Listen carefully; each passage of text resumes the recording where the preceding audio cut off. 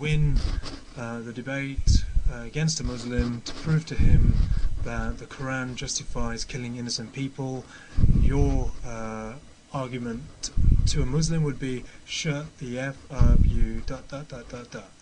Well, you see, the guy he is doing that you are talking about, I don't do that at all. I prove that Islam filthy without using the F word. And by the way, if you complain about the F word, I can show you your Prophet Muhammad, he did use it many times when he was speaking to Muslims. So before you teach people about not to use the F word, go and see your Prophet who said that I am just a human. If somebody I say curse or call dirty words to him, سببته أو شتمته قد شرطت ربي, I made a condition with my God, that's the one I curse him, the one I say F word to him, he will pay him wages.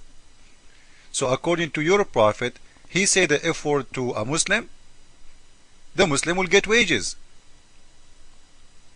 And your Prophet, he himself, he practiced that. So why you are angry from an atheist man for using the F word? At least he is not saying I follow a prophet of God. When a prophet of God he act this way, why you blame an atheist? You Muslims are weird. And now listen, what if I show you in a very clear evidence in front of your eyes, not like the atheists do, that Quran justify killing of innocent people big time? I will give you one only. By the way, I have a lot of proofs, but I will give you one by one to see how good you are. As long you don't like debate by calling names, I like that. But I want to hear your answer. This is a surah in the Quran, and this is your Islamic website, not my website. Tafsir. This website is very well known. The tafsir.com. You see it? This is not my website. This is not a Christian website. This is your Islamic reference. And this is a Jalalain explanation. And you can go to different explanation if you want. We have no problem. Because all of them, they are saying the story as it is. There is two prophets, one of them is Moses and the other one his name Al-Khudr. And the Quran says that Al-Khudr, Allah, he taught him all the mercy. Imagine all the mercy. Okay, let us see the mercy prophet of Allah, what he did. When he was walking down the street, he saw a little boys.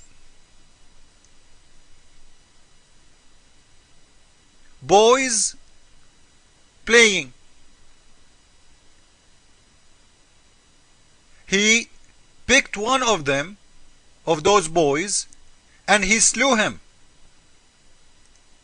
The prophet, his name Al-Khudr, he slew him, slitting his throat with a knife while he lay down,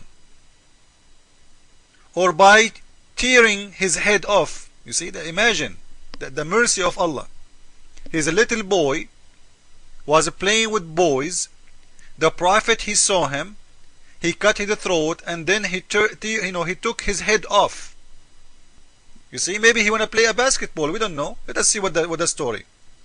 And then he was smashing his head against a wall, of which are different opinion. But all of them, by the way, they say the same story. Some of them, they say he cut his head and he was smashing him in the ground. Some of them, they say he cut his head, smashing him with the wall, because some of them, they say he cut his head and he smashed him with a rock.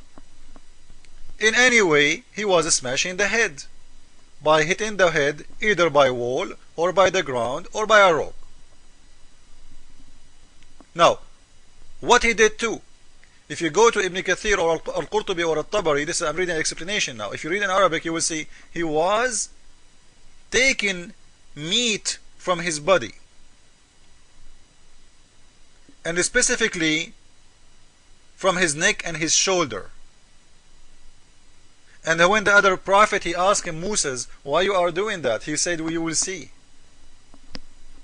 And here you will see that the prophet who was walking with this Khudr, both of them, they are prophet. But Al-Khudr, he is the wiser man. The one who is killing, he is the wise man. He is the merciful man. The other prophet is learning now. He is a student. So listen. So he asked him, why you killed an innocent soul? He is pure. He didn't do anything. He is not even reached the age of legal responsibility. So why you killed him?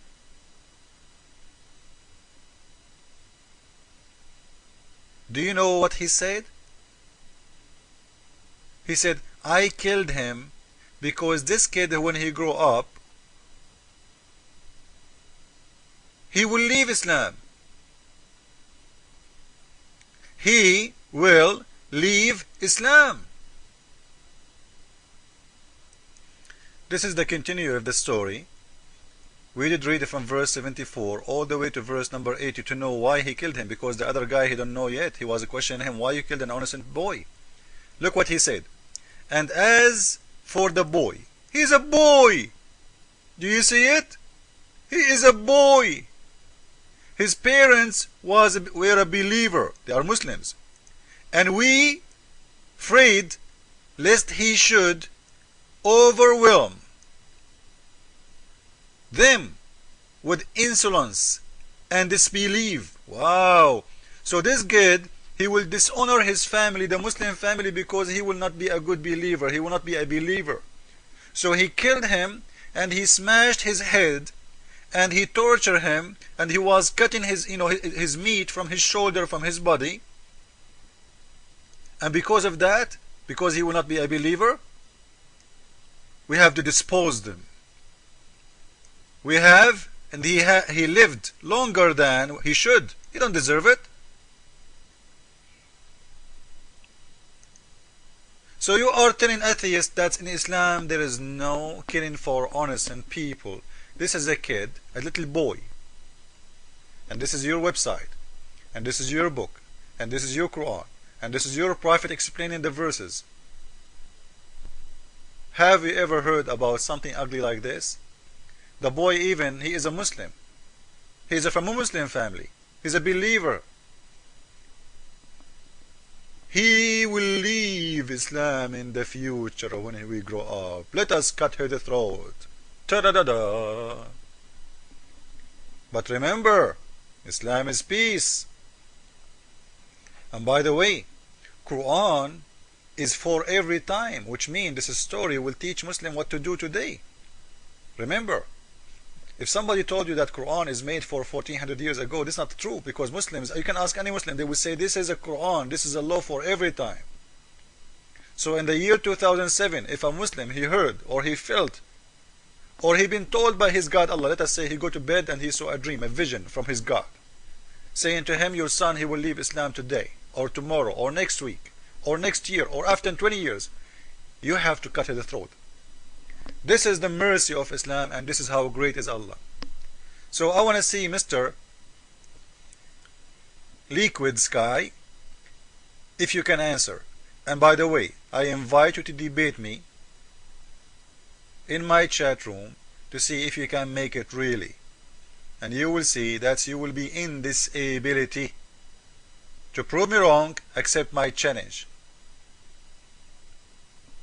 Come to my page and say I accept to debate you. Set up a time and we will see if Islam filthy or not. And the debate will be, you're a prophet, good man or filthy man. No name calling, facts only. Be my guest. And Sword of Islam, the one you are defending him, he is out of Islam. This guy who was arguing with me a week ago, a week after he's out of Islam.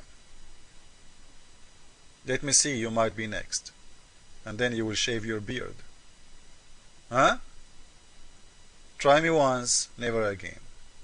Jesus is Lord, Islam is false. Amen.